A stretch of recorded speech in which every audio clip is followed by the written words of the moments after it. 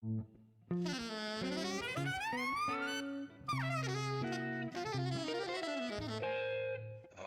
Jazz.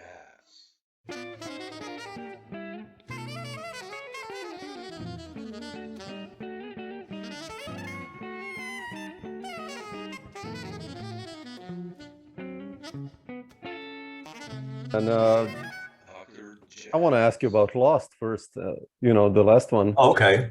All right. Sure. which is really beautiful. And, Thanks. you wrote some nice music, and you also the first I want to ask you about the repertoire. How come you chose, I mean, a stupid question, or maybe not even, but you chose some beautiful standards and kind of reharmonized them, and like unexpected tunes. I mean, like how did that happen? Yeah. It's a good question. I mean, that record, that project actually started as a tribute or whatever, just to the music of Wayne Shorter. We were just doing, compositions of his from different eras and stuff. And then when it came time to do the recording, I had some misgivings about just doing a tribute recording. So, and then it just became kind of stuck in the middle of, I don't know what we're going to do. So we did we did Lost and Dance Cadaverous, right? And then we did Barracudas, which Wayne recorded, but he didn't compose. Yeah. And anyway, I just that point, I just decided, look, everything I write or do is influenced heavily by Wayne anyway, so we might as well just, it's gonna be there no matter whether I try or not. So, and I don't know if there was any, it was a while ago, I can't remember whether there's any specific inspiration for the particular tunes we did. I think While My Lady Sleeps was just something that I had I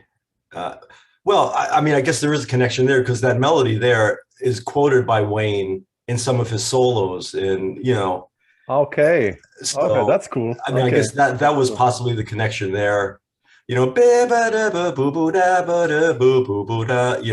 I don't know, maybe I'm imagining that, but and then the couple originals, what I was writing at the time, and so it just kind of took shape, and no, it's beautiful. It's really coherent, the record. I mean, like, when you listen to thanks. it, it's like Darned and Dream and your tunes, and the Barracuda stuff, and Flips is beautiful. And it wasn't meant to be. It was an accident. It was meant to be an incoherent. It was meant to be incoherent, and exactly. Hold on one second. Sorry. Sure, no worries. Allergies, I shouldn't blow my nose. So, but I can't say enough about the guys on the record. Yeah, especially who I've known. Did you hook up with Billy? I mean, how did he come into the? Well, I guess Billy's somebody that I always admired as as a composer, as a musician, everything, and I first recorded with him a long time ago. I did a record with him and Ray Barretto together. I just wanted to do that. That was a long time ago. That was kind of the first time we met, and that was fun. And we continued a very, not a close relationship since then, but on and off. He's got to be the busiest man in show business. So it's pretty amazing. I mean, he's amazing in so many different ways, but just in terms of his energy alone, he's incredibly amazing. And I mean, so we've had this project, and then we decided to record it. But yes, with Billy, I guess I first met him. I think I did a recording with Bruce Barth years and years ago. And that's where I first met Billy. And I remember my other friend, the late John Abercrombie, used to describe Billy as someone who never plays the same thing once, which is kind of true. I mean, he just brings, complete, like, new conception to everything all the time. And and I love that, so in fact, on the record, we were having trouble with particularly those two original tunes. And Billy said, after a minute, Billy said, wait a minute, let me try something. And then he started playing them on brushes, which I hadn't thought of, Okay. but it was perfect, you know. It was great. And it all of a sudden everything, you know, Yeah. felt right, you know. Yeah. And yeah, so, and Bruce I've known since we were in college together in the 80s. Oh, okay. And Ugonna is a very close friend of mine. And yeah, so it was a nice, you know. Yeah. Did you play this music live also, like with this Yeah, band? we played it a few times live. Yeah, we had a few wow. gigs. Yeah, Oh, so fantastic. Yeah. yeah, so some of it was, you know, Yeah. we didn't play too much where we got sick of it, Yeah. and we didn't play it enough where we really knew it very well. So it was kind of in between. It was kind of a little bit. But are you thinking of continuing with the same group? I mean, So, are you yeah, preparing something new? Yeah, that was a really fun project and great to work with those guys. That, you know, Yeah. they're so great, such great musicians. It's completely supportive. Yeah. Well, we have a gig this next Saturday. Okay. But as far as recording, no. I think I might be done with the recording thing. I don't know. I'm just kind of enjoying playing and the record. Yeah. Questioning the purpose of records. Yes, anyway. yeah, all those things. Exactly. That's a bizarre time. Yeah. I mean. Yeah. Yeah. What is happening with the whole industry? I mean, if there's record industry still kind of exists, yeah, but that too, and yeah, and as far as recording, I mean, the only thing that I might do is I've been playing. A friend of mine has a bar in Brooklyn called Bar by You, and I've been playing there a lot. And one thing I do is a duo series on Saturdays, and I've been playing with these great piano players: Glenn Zaleski, Isaac Wilson, Bruce Barth, Luis Perdomo, Aaron Goldberg. You know, it's amazing. These guys come out for very little money, but musically, that's become the most rewarding thing that I've been doing. I love that situation, and I love playing with those guys. So if I think as far as recording in the future, the only thing I think I see myself doing is like duos. Maybe just recording every Saturday there live, setting that up, putting together maybe a collection, like one each of all these fantastic piano players. That would be fantastic. I mean, especially nowadays with Bandcamp, there are so many possibilities still to kind of present the music. So I think exactly, would be a nice one. And it seems to be like one of the most organic. It's a very organic, comfortable setting. We can just be ourselves and not, Anyway. Oh, that's beautiful. Yeah, I mean, but Adam, I wanted to ask you. You mentioned you and Bruce Barth go back into 80s, into college times, but like, talking about mid 70s or early 70s. You mentioned Wayne Shorter, but what was the trigger for you to start playing improvised music and jazz? Was it like Weather Report, or like even? It's kind of the period where they hit it. That is definitely that period. Yeah, Weather Report, Michael Brecker, the Lighthouse. Liebman. Yeah. Bob Berg.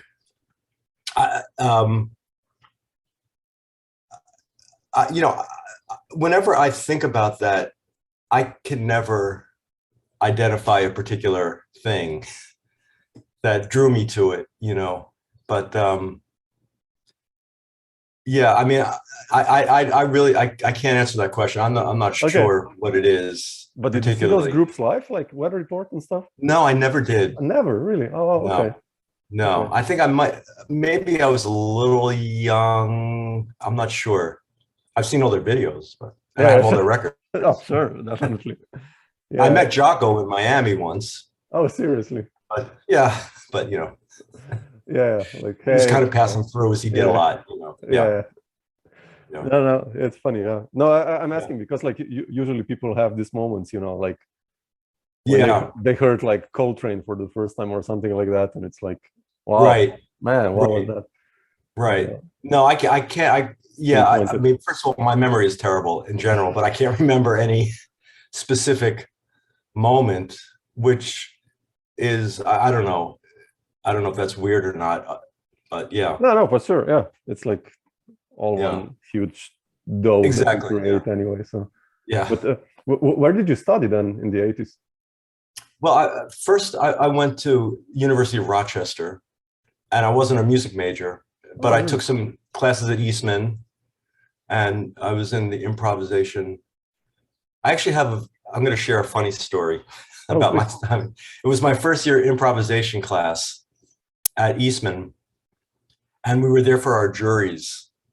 And at the jury was I think he might have been the head of the department at that time, great piano player, Bill Dobbins, who's written many books, and he was the jury. And I think we were playing impressions for our jury, Anyway, so I was playing, and for some reason, the night before, I was reading this book by Ray Ricker, who was another teacher there, and he was talking about pentatonic improvisation and creating tension and all this stuff. It was just like I was reading it, trying to put myself to bore myself to sleep, and it worked. So I went to sleep, and I woke up the next day, went and for some reason I was laying on this E flat on the D minor chord, and I don't know why, but afterwards, Bill Dobbins looks at me kind of quizzically, and he goes, you were laying on a E flat on that D minor chord for a while, and I didn't know what to say, so thinking back to I said, I was trying to create tension. And he looked at me and he goes, you didn't. And that was the beginning and that is the beginning of my career as an improvised musician. That was it. It's a good start, actually. Yeah, it was a good start. Yeah. So I lasted there for about a year and a half, then went to Miami and finished there. And then took a year off and then went to New England Conservatory where I met Bruce. And I also met Joe Allard. I don't know if you know Joe, was a very iconic saxophone teacher in the 60s, 70s, and 80s, and kind of one of those guru type, not a jazz musician by any stretch, but just a saxophone, clarinet, and life coach, kind of guy, Yeah. And which was weird for me because I didn't know him before I went there. I had no idea how lucky I was. But yeah, it turned out to be, he probably one of the 2 or 3 most influential people I've had a chance to work with in my life. But yeah. Yeah. That's then entering the New York scene. When did that happen? Like kind of late 80s then? Late 80s, exactly. Yeah. How was that like? Who were the first connections that you kind of hooked up with? Well, my first connections were of course, the people I went to school with, which is usually maybe makes sense. Yeah. Maybe one of the best reasons for going to college to learn jazz is to meet people and then continue with that, and there were a lot of people that seemed to have moved to New York around the same time, and we kind of hung out at jam sessions, which is again what people do. And another big connection for me was actually the Broadway scene, because I had spent some time on the road doing Broadway shows, and so in a way that was kind of fortunate for me. I had a way to kind of make money when I came to New York. I was subbing on some Broadway shows, so for whatever that's worth, it was worth money. So and that, definitely that was worth to pay the something. rent, man. That's Yeah. Oh, cool. And what about Orange then Blue? I mean, I think I have one record of you, and I think there was only one record that I was on. I think. Yeah. And it seems like everyone, so many players were kind of mixing in that group. What was that all about? Like a collective kind of thing, or? Yeah, it was a collective. George Schuler, Bruce Barth, Matt Dario, Roy Okatani, who recently passed a little while ago because of COVID. I don't know if you knew Roy. No. Bruno Rayberg, wonderful bass player in Boston. Yeah. Dave Mann, great saxophone player who's kind of more in the commercial vein these days. Dave Finucane, another great sax player who lives in Chapel Hill now, I think. I know I'm forgetting some people. Kerry McKillop. Anyway, it was a collective, and we all wrote for it, and it was a lot of. It was interesting. It was kind of the first.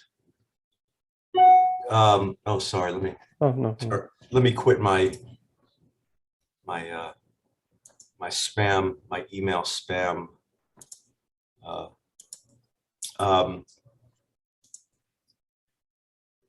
Where are you? There you are.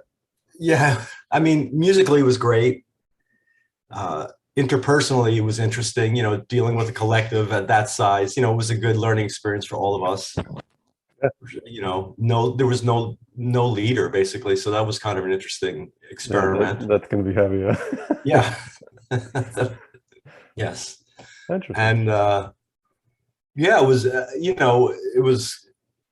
was a really fun, interesting, we all got to write for the band. Some, yeah, it was really a fun time. And a lot of people did kind of go through that. George Garzone. Yeah, that's what. Yeah, a lot of guys, at some point. Interesting. Played in that. Yeah, and we got to work with George Adams, which was interesting. We got to work with Gil Evans. Oh, really? Oh, man. Didn't know that. John Laporta was a guest star. I don't know if you know John, great clarinet player. Yeah. So yeah, and that was very cool. Yeah. Interesting. Yeah, that's important when you enter, I guess, New York, that some connections happen, right? Like that. Yeah, I don't. Yeah. In a way. Howard Johnson. Yeah, I saw that. Yeah. It's incredible. But you mentioned. I mean, meeting people and making connections is such an important part of the whole game, or whatever, or just and finding people that you resonate with musically and personally and stuff. So yeah. But you mentioned Ray Barretto, and that you came to Ljubljana with him. What was this? And you said it was your first European tour, right?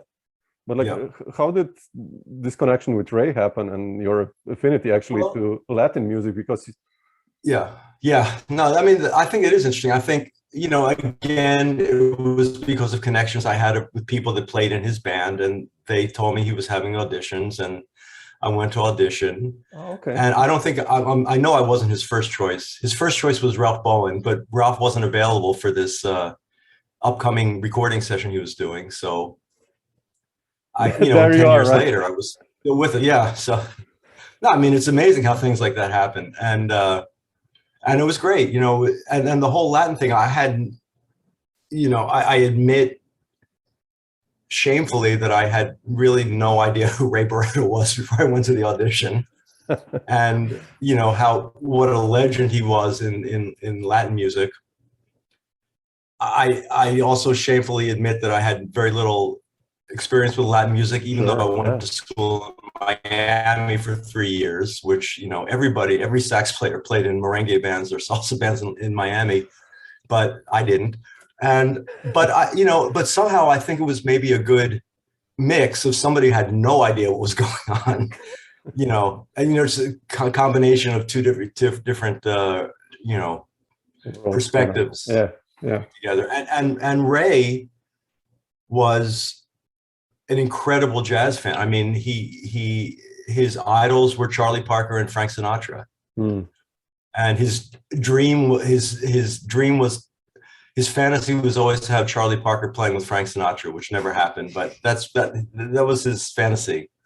And he knew every lyric to every standard ever written. Wow, wouldn't think that.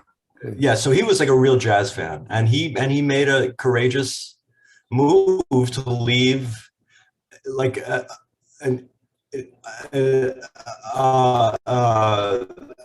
unequal success in the salsa world, at financial and popularity, which was an incredibly courageous move on his part. And I had a great time playing with him. It was really fantastic. How was this first tour like? Where did you guys go? I mean, first time to Europe, I guess. Other than Ljubljana, I know that was our first gig was in Ljubljana, and it was just incredibly beautiful. And then, you know how tours go. After the first night, you forget everything else that happens for the rest of the night. Because all of a sudden you start drinking after the gig, and that's the end. Yeah. I think we might have gone. I mean, I also have to say that touring with Ray kind of spoiled me, because everything was first class. Oh, sure. Yeah. The accommodations, the money was pretty good. I remember, I think maybe on that tour we went to a festival that was held at a vineyard in France. Oh man. Where, you know, Okay. I mean, you know what those summer festivals are like. They're just like a hang where everybody's eating and maybe there's a little music, but that's not the main focus sometimes. So especially in France, yeah, in Italy. Especially in France, yeah. Yeah. So that's beautiful. Yeah. Yeah. And I honestly, I don't remember specifics. The only specific thing I do remember is standing on some precipice looking out over the town of Ljubljana and just thinking how beautiful it was. That's like that's the only thing I remember from that tour. Oh my God, that must have been a really good tour then, you know. It was beautiful. Just all the rooftops of the city was beautiful. Yeah, anyway, yeah. I haven't been back, but oh man, yeah, it would be nice to bring you over one day. Yeah. Yeah, I would love to come back sometime. Yeah. Yeah. Tourists. Anyway, yeah. What about like Michel Camilo?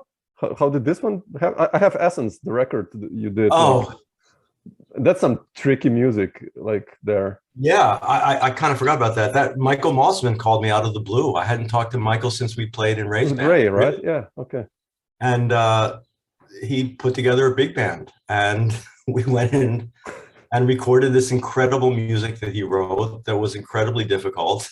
Yeah, exactly. And the rhythm section had actually, I don't know if I'm not speaking out of turn here, but the rhythm section had recorded earlier. So we were playing to the pre-recorded tracks. Oh, really? Okay. I think. Pretty sure. Yeah. Yeah. And which didn't make it any easier. I mean, it was. Sure, it's like really heavy. I mean, it sounds really heavy. It probably just made it easier for Michel. He didn't have to worry about all this stuff at the same time. He was able to relax and play and get all that stuff together. Yeah. I have not even heard the recording, to be honest with you. But oh, really? Oh, yeah. Yeah. Okay. Yeah. Yeah. It's like. Yeah, it was. That was some hard music. Yeah. No. Michael writes some hard music, but he writes great music. He's a pretty remarkable guy. Yeah. Yeah. He's one of those underrated guys, you know. Like I think, like quite. I have to talk to him one day. So that's. Yeah, you should talk to him. Yeah, he's pretty incredible. Yeah, pretty would be fun. Talk about somebody who's tireless. I mean, he's always working on something. It's pretty amazing. Yeah. How did Crazy Bird happen? Well, Crazy Bird, I guess, is my first record. Yeah. Like, how did you know that you're ready? I was hanging with at the time. I knew Tim. There's another name from Orange Then Blue that I knew from Boston. Yeah. And Kevin and Doug and Jeff were just guys that I think maybe we kind of similar ages, moved to New York at the same time, lived in the same neighborhood, went to the same jam sessions. And yeah. How did you know you're ready, like, to become a band leader? Did you start gigging already with that group, or like with groups? I don't know if that was a question that I ever even asked myself. You know, it just seemed like a thing to do. Okay. And yeah, I mean, and in retrospect, and this has nothing to do with me, I love that record. I mean, I love the guys. I mean, those guys played great. I mean, I just, from purely objective standpoint, I think there was just a magical day in the studio for some reason, personally. Yeah. You know, I just think those guys sounded fantastic. So. Oh, it's a beautiful one. And but there was no, sorry. No, it's a beautiful record. I mean. Yeah, I really like it a lot, and yeah, I can't remember any of the specifics surrounding it, to be honest with you, other than, you know, it's funny. It's just sometimes in New York, if you don't have a lot of things to do, it's like, what am I going to do? Well, let's make a record, you know. It's something to keep you busy or something, you know. I don't know. To write music. Yeah. And there was definitely not a conscious decision of like, I'm ready, you know, I'm ready to do it, you know. And if I did make that decision, that just shows you how how wrong I was. So, I mean, anyway, yeah. Oh, but I love your records. You know, like Flag Day. I mentioned that Flag Day is one of the best. I mean, I'm such a huge Abercrombie and Yeah, Motion and Aber. I mean, talk about the, I know. I played with Aber a little. We did one tour, and Oh, man, nice. he just blew me away. It was just, He's amazing. but like, how did you Flag Day? It's incredible. Like, I want to ask you first of all about Paul. Like, how did you get Paul for that one, and how was it like working with him? I never had played with him. I met him tangentially by mutual friends. Joe Lovano he introduced me. I loved that trio with him, with One of Joe, the best and ever. yeah, and I was like, man, I want to play with him. It's like, this is like unbelievable. And I asked him, and he said yes. And that was that. We had never played together. John and I had a relationship. Abercrombie. We were just, Abercrombie. We had, we would just do jam sessions at his house all the time. We play all the time. We did man. a few local gigs. How was we did he like? Tour of Italy once. We did a few, and John Hebert. So John Hebert, I had been playing with for years. We first, I think, recorded a project called Change of Time with Russ Lossing, which was based on Microcosmos, which was a fun record. I love that. Yeah, that was a cool record. And then we did a couple. Anyway, but John,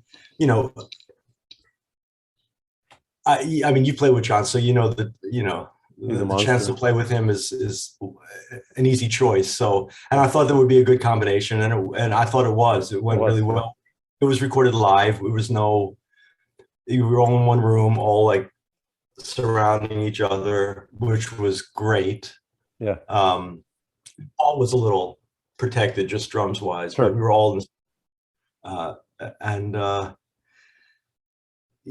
think it was one. I have to say, in retrospect, it was probably one of those records where when we were finished recording, I had no idea what had just happened, and you know what I mean. Yeah. And probably first takes everything, right? Or yeah. Sure. Yeah. With motion. And we had not rehearsed. The two Johns and I had rehearsed, but Paul didn't rehearse. Sure.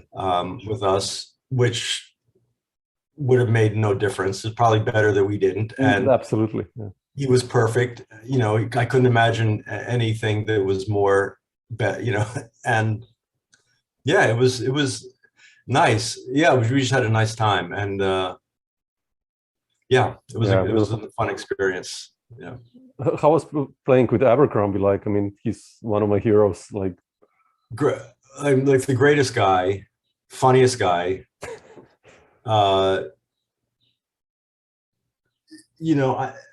Just such a melodic guy. Yeah. Exactly. Playing, you fit it together so perfectly. I mean, on that record, it's so beautiful how he comes, and it's amazing. It's funny. It's like, how he comps is just, exactly. That's it. Yeah.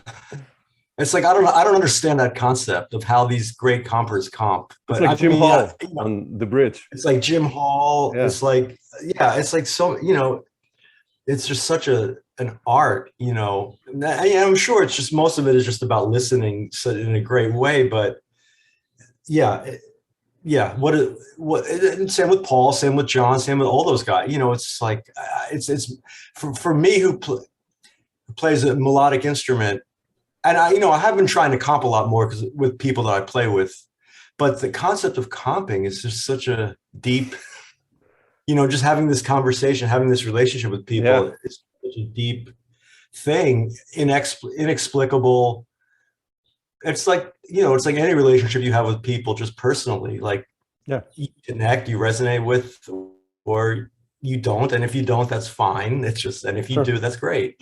Kind of. Yeah. And it's really heavy. You piss people off or something. I don't know. It's heavy not to get in the way. And, some of these guys exactly knew how to do that. It's amazing. Yeah. It's just. And that, that's the great thing one of the great things about New York. It's like, there's so many people here that you can find a good amount of people that you really resonate with on that level, that you, for this inexplicable reason.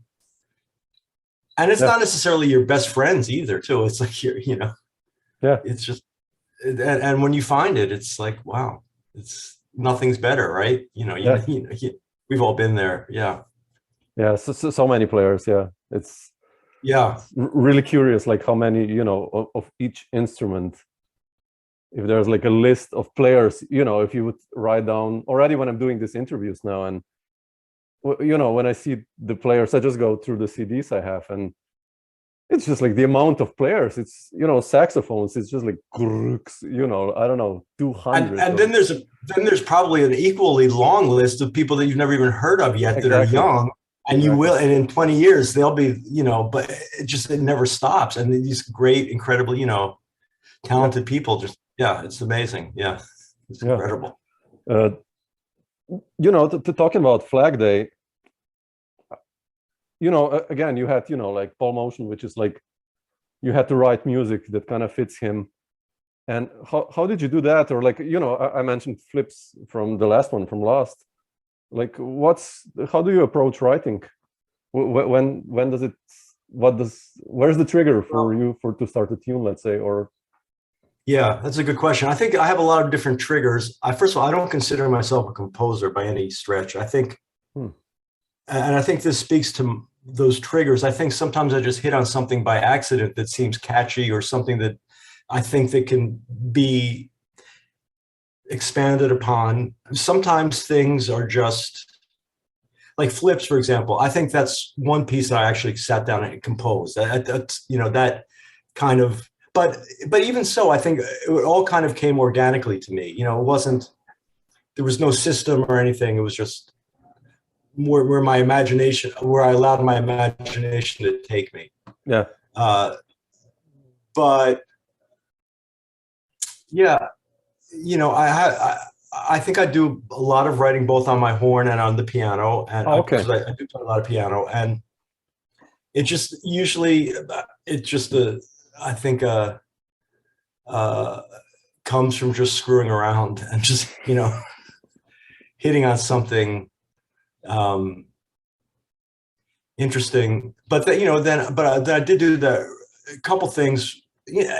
I just have to say that again, I don't consider myself a composer. Why would you think that? I mean, well, because I think that people that are real composers spend time on that craft, practicing that. Like I definitely have not spent the same time on my composing as I have on my instruments. Okay. Yeah. I certainly spent a lot of time listening, and that's a big part of the composition thing, and then making aesthetic decisions that inform my composition, certainly. But sitting down every day for an hour or 2 hours and composing, and when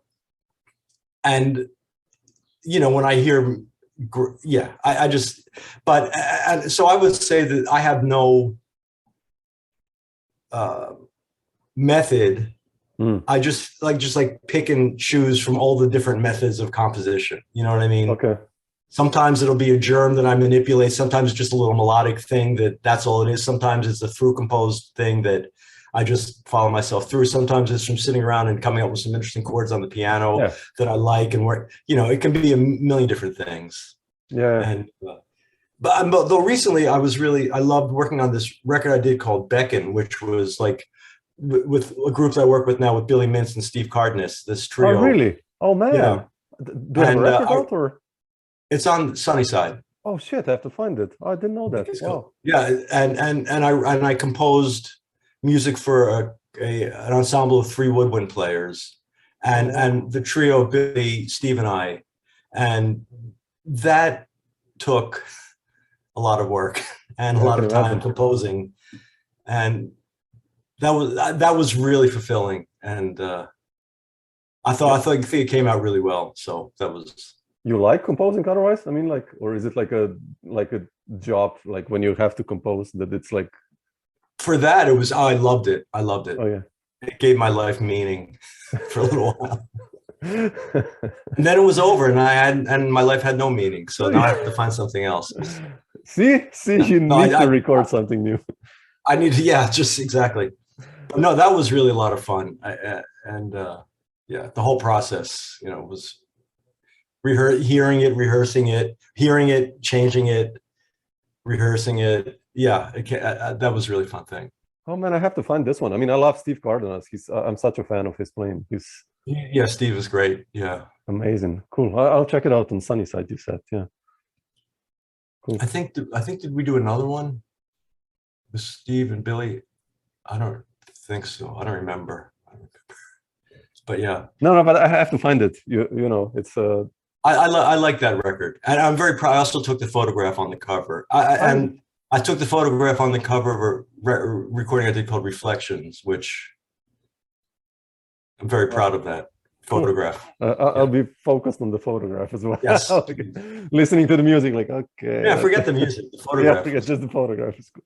No, but I wanted also to ask you, you know, how do you usually prepare? You've done a lot of work as a side musician, or, you know, playing, like you said, on Michel Camilo's record, like charts and playing, but like I love the record you did with John Hebert, the Byzantine Monkey, and that's some tricky music. Like, how do you prepare for a project like that? Like, you know, lots of odd meters, like, and how are you comfortable then in those settings? Well, if you're comfortable. I'm not comfortable. That's good, actually. Okay. I rely on other people in the recording session. God, I haven't listened to that in ages. It's still, I listened to it the other day, and it's like, it's still so modern. Really, I have to check it out. Really? I mean, you know, with John, of course, since you know John, that he's not is not one who worries about details. Yeah. So, I mean, the fact that it's probably loose and unpracticed and unrehearsed is probably better as far as he's concerned. You know, I mean, seriously, which is, I think, a good thing. You know, it certainly wasn't. It was not over rehearsed. I don't think it was even ever rehearsed. Oh, okay. And I think I only played bass clarinet and flute and alto flute. Yeah. There's Malaby and Michael. And Michael Atias, yeah. No, you should listen to it. It's such a cool record, really. I am going to put it on, yeah. Have you heard his record that he did with Andy Bay and not Andy Bay. Not Andy Bay. With Jen Shu. With Jen Shu. Yeah. And Billy Drummond. Yeah, it's incredible, man. Incredible. It's incredible. Incredible, yeah. And then his last record. Have you heard the last record, the live record? With Fred Hirsch and no. And Tim Byrne. Huh? Really? Amazing. It's his band. It's live. Yeah, it's a live recording from Germany. Yeah. And it's John's band and music. Yeah. Oh man. Amazing. Yeah. Fred Hirsch and Tim Byrne together. Yeah. Yes. Really? Wow. Yeah, I mean, I talked to John about it, and it's, you know, I said, John, it really reminds me of Mingus a little bit, and you know what I mean? It just did, and he's like, that was kind of the idea I had, to get these people together that kind of different in a way. I have to check out this one then. I didn't know. Oh, it's amazing. It's really amazing, and I forget who plays trumpet. I mean, it's a really diverse group of musicians. Ches Smith, I think, is playing drums. And oh man, wow! Yeah, it's great. It's really great. Do you still play with John sometimes, or? Yeah, sometimes. I mean, you know, I don't know if you know, but he had taken a job out. He moved. Which I think he's done with now. So I think he's back. But okay. So we play with each other infrequently, not like we used to. Yeah, I mean, I have you on the record of Bruce Saunders also. Bruce Saunders, right? Yeah, I love that record. Like 8. It's a nice record, right? Yeah. Oh man, the tunes. I talked to Bruce the other day. An underrated guitarist, I think. Oh man, composer. Yeah, it's funny. Like I talked with Bruce the other day, and he was the same like you. You know, we talked about composing, and he was also like, yeah. I mean, I'm not really a composer. I was like, man, come on, you know, you wrote like amazing music, the melodies, the harmonies, the rhythms. It's just like, yeah, I think so. Yeah. You know, yeah. It's quite funny. Yeah. Yeah. But otherwise, I just wanted to ask you about one association also with David Berkman. You know, you're on so many records, and how was that experience like with him? You know, there's Brian Blade on drums on that record, and Linda. Well, there's somebody I consider a composer. Okay, I consider David a composer. Okay, yeah. And getting back to what I was saying before, I don't know if he necessarily approaches it the way I imagine a composer, but yeah, yeah. I mean, he has a consistent output of really good composition. Yeah. Yeah, no, the Brian Blade thing. I mean, I barely saw Brian. He was in another room. And what about Billy? I mean, Billy is like older generation than you. Like, you know, he's talk about underrated players. Billy Drews. Oh, Billy Drews. Yeah, I mean, like. Oh no, I mean Brian was in another room. Billy was in. Yeah. Oh, Billy. Yeah, I just played with Billy last week. We just did a 2 saxophone gig. Yeah. Oh, there's another person I consider a composer. Billy Drews. Interesting. Yeah, I mean, we had this gig together. He wrote 5 new tunes for the gig. Oh man. I mean, he's always composed. He's a special human being. I wish he would make more records, man. I think he has like 1 record out as a leader. I don't think he really cares, you know, to be honest with you. I'm not really sure. Yeah. But he's brilliant and a great composer, playing unbelievable, you know. Yeah. Yeah. Yeah. We had a great gig. Yeah, this thing at Bar Bayou is amazing. I play there every Thursday. We've been inviting guests. So Billy played last week. The week before was Bergonzi came and played. Oh man! And I went up to Boston to do a gig with Jerry, who was one of my teachers when I was in Boston. Oh, very influential, and that was great. Tomorrow, Dick Oates is playing with us. Oh well, fantastic, man! You should really record these gigs at least. I know. Yeah. Well, man, let's talk about archiving, and that's amazing. We're having a great. I'm just feel very fortunate to, you know. Fantastic. And, yeah, that's been great. Oh man, that's so beautiful. Yeah, come on, record it for us music fans out there. Yeah, I don't know. But otherwise, what's the plan for the following year, the remainder of the year? I mean, do you have some tours coming up or like gigs? No. I'm trying to like keep my life within like a 3-mile radius. Okay. I live next to the park where I can go to the park and ride my bike. Yeah. I might Bar Bayou. No, I mean, I have no big plans. I mean, hopefully this thing at Bar Bayou will continue. So that's 2 days a week of, you know, I was talking when Jerry was here, we were hanging out for a few days in Bergonzi and we were talking about our lives. And he's like, he was like, man, he said, you're like me. You've got 2 nights a week or whatever, playing jazz with a great, and it's like, what more do you want, you know? Yeah.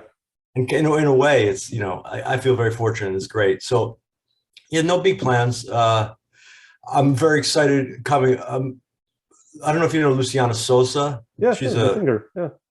Yeah, we used to play together in Boston. Oh, really? Okay. And she just did a record with Vince Mendoza, who I love. Oh, yeah, sure. And they're doing a tour, and they're doing a gig in New York, and so she put a large ensemble together. So I'm very excited to get to play some Vince Mendoza's arrangements. Yeah. Oh man, fantastic. That'd be amazing. And I don't know if you know Frank Karlberg. Yeah, the piano player. I love this guy. And yet another person who I would say he's a composer. Yeah. Okay. And he just did another record of his reimagination of Thelonious Monk. Okay. And we have some stuff coming up with him. The recording went great. Fantastic. And he actually stepped back and didn't play on this. He got Leo Genovese to play piano. Oh wow, man, yeah. And Frank was able to concentrate on the conducting, and so everything came out really great. Great players on the band. So that's coming up. Bar Bayou, Billy Hart coming up next week. Oh, fantastic! Super. So you know things will, and some Broadway sobbing. Okay. Okay, come on. You know, that's part of the game. So I guess it's part of the game. I don't know. You know, yeah. Yeah. But super. Come on, that's a lot actually. You were like first in the beginning, yeah, not much, and then like so that's beautiful. Well, yeah, no, I have some things to look forward to. Yeah, no traveling, but some stuff in New York, which is nice. So super. Well, looking forward to hear the new Frank records actually. And oh, me too. Yeah, I don't know when that's coming out, but I love his stuff. Yeah, he's great. Yeah, definitely. He's really a great writer. Yeah. Super. Yeah. Cool. Great.